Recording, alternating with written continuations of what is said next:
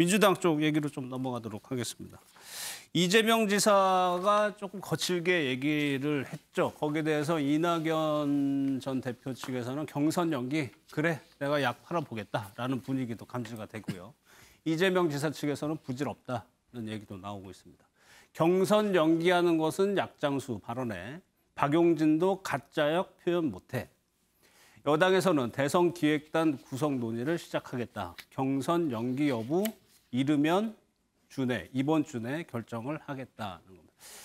약장사 이 단어 때문에 또 한 번 좀 시끄러웠던 것 같아요. 다음 기사까지 한번 보고 이야기를 좀 나눠보도록 하겠습니다. 한겨레에서요. 이재명 지사에 대해서 스왓 분석이라고 하죠. 강점하고 약점, 기회 이런 것들을 쭉 분석을 했습니다. 소년공으로 단련한 삶이 정치의 미천이 되고 있다. 약자 보듬는 기본소득 가치를 추구를 하고 있습니다. 그러면서 이재명 지사가 어렸을 때부터 최근의 모습까지의 사진들을 실어놨습니다. 이게 유정걸 대표 여기서 이제 조금 약점 위기라고 뭐 분석하는 것이 이재명 지사의 화법이거든요. 이게 어떻게 보면은 지지층을 끌어모으는 역할을 하기도 했었고 이후에는 조금 위협적인 요소가 될 수도 있을 거다라는 분석인 것 같아요. 뭐 이재명 지사의 지지율이 저렇게 많이 오른 건 윤석열 전 총장하고 지금 1, 2위를 다투잖아요. 저렇게 올라온 거는 가장 큰 거는 저는 사이다 발언이라고 봐요. 현안에 대해서 확실하게 자기 말을 했잖아요.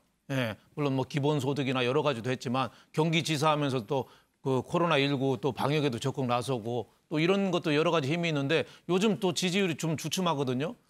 그 저는 가장 큰 이유가 이 친문이나 조국 이런 문제에 대해서 지금 입을 닫고 있어요. 닫고 있으니까 이 정체성이 약간 좀 혼란을 빚는 거 아니냐 뭐 이런 생각이 좀 들어요. 그래서 저는 지금 이재명 지사가 지금이 어떻게 보면은 더 다시 한번 도약하느냐 이대로 조금 주저앉느냐 지금 기로에 서 있다 뭐 이런 생각이 들어요. 그 악재가 있죠. 그 친문에 둘러싸여서 그 당내 경선 돌파가 좀 어려울 거다. 또 이런 얘기가 또 기본소득에 대해서 여야가 지금 온통 다 비난하고 있잖아요. 또 하나 온통 당내에서 지금 경선 연기론에 대해서 지금 연기하자. 다들 저런 사람이 많잖아요. 그래서 그거를 좀 돌파해야 되는데 저는 이재명 지사가 경선 연기론은 사실은 이재명 지사 말이 맞아요. 연기 원래대로 하는 게 맞아요. 하지만 이럴 때 승자의 여유라는 게 있잖아요. 1등이 그래 이렇게 또 한번 연기해봐. 뭐 9월 초니까 뭐 원래는 안 되지만 그래 내가 1등인데 한번 또 해봐. 그래서 다들 원하면 흥행으로 해서 내가 양보하겠다. 이러면은 굉장히 이재명 지사가 좀 약한 부분이 좀 피아 구별이 너무 확실하다는 거잖아요. 그런 면에서 아량을 좀 줄 수 있잖아요. 토끼와 거북이가 달리기 하면 1차전에서 토끼가 자서 거북이가 이기잖아요. 2차전은 또 산 위에서 산 밑으로 내려가게 하는데 토끼는 달렸잖아요. 근데 거북이는 팔다리를 몸에다 집어넣고 위에서 굴렀대요. 그래서 거북이가 또 이겼답니다. 그래서 저는 뭐 7종 7금이라는 말이 있잖아요. 7번 풀어주고 7번 잡은 게 제갈량이 왜 그랬겠어요? 진정한 항복을 받아내는 거잖아요. 그래서 저는 이재명 지사가 지금은 경선 연기론에 일축하는데 저는 경선 연기론도 한번 받아들여서 통큰 지도자의 이미지 이거 갖고 저는 대선까지 가면은 본선에도 저는 영향을 줄 수 있다 이렇게 봅니다. 알겠습니다. 박찬호 교수님. 지금 이재명 지사한테 여유를 가져라, 1등의 품격을 보여라 이렇게 얘기하는 거는 이거는 윤석열 전 총장한테 해당되는 사항이에요. 여유를 가지라는 거는 국민의힘에 언제 입당할지, 6월 달에 입당할지, 7월 달에 입당할지 이런 게 여유인 거고 지금 여권 후보들은 여유를 가질 상황이 아닙니다.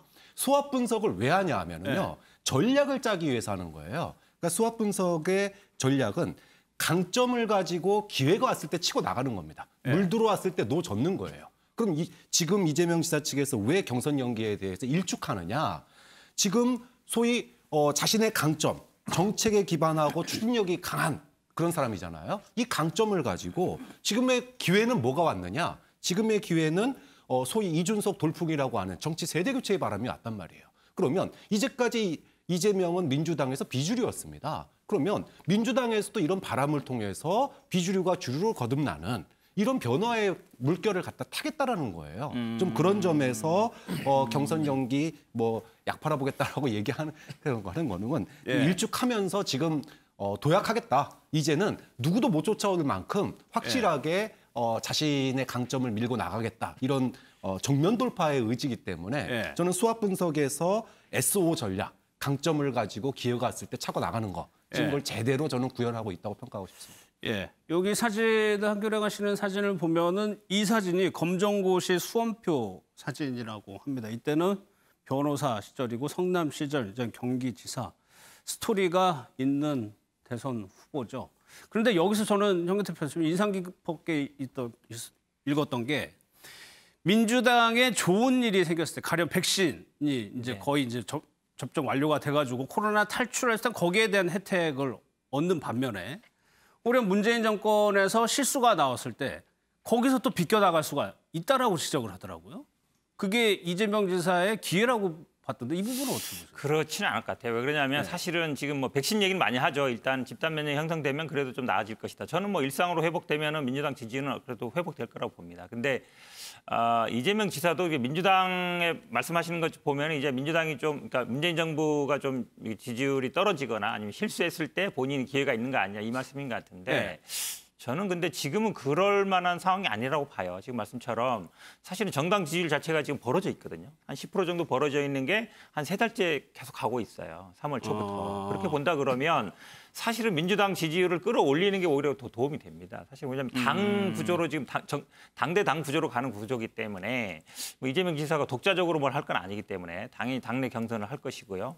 근데 지금 나오는 거는 아마 윤석열 총장과 비교했을 때는 그 스토리 부분이 굉장히 크다고 봐요. 본인이 어쨌든 소년공이었고 중학교, 고등학교를 검정고시로 했거든요. 대학 가서 이제 시험 봐서 본인 스스로 어쨌든 돌파해 나간 거예요. 성남시장하고 도지사하고 대권 후보로 간 것도 사실은 어느 정치 세력의 힘을 받아서 한 게 아니라 본인 스스로 해나간 거거든요. 그런데 윤석열 총장은 어찌 보면 그래도 주어진 길, 검사라는 길, 그다음에 검찰총장 돼서 그다음에 이렇게 가는 길이기 때문에 비교가 확실히 되는 거거든요. 그러니까 그런 면에서 제가 보기에는 사람들이 그다음에 또 저는 윤석열 총장하고 지금 이준석도 많이 비교하는데 이준석 대표의 가장 큰 장점은 뭐냐면 직접적인 답변을 해요. 언론에.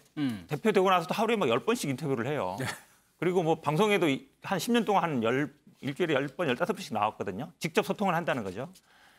지금 윤석열 총장은 가장 그걸 못해요. 근데 지금 이재명 지사 같은 경우도 직접 소통을 합니다. SNS에 본인이 직접 하거든요. 근데 국민들은 그걸 원해요.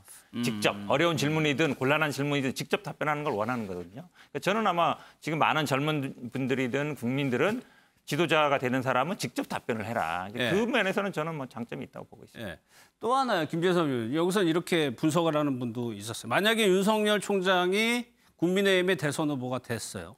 이재명 지사가 됐다. 양자 대결이 펼쳐졌을 때 정책적인 면에서 이재명 지사는 행정가 출신이기 때문에 정책적인 면에서 윤석열 총장을 압도할 가능성이 있다라고 분석하는 분도 계셨거든요. 이 부분은 어떻게 보세요?